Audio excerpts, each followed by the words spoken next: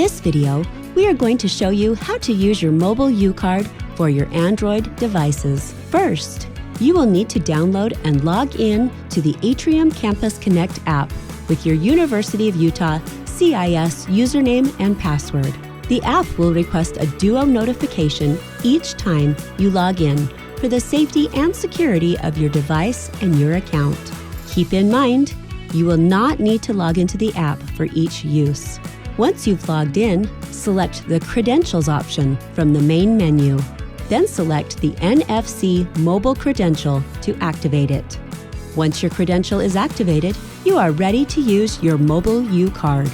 It is important to note that when using your mobile UCard on your Android devices, you have to keep the Atrium Campus Connect app running in the background.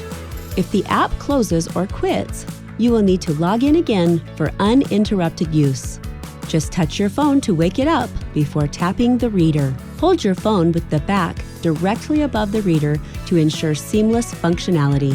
You are now free to use your mobile UCard all over campus, including checking out books at the library, accessing dorms, dining halls, vending machines, and more. Visit ucard.utah.edu/mobile to learn more about what your mobile UCard can do.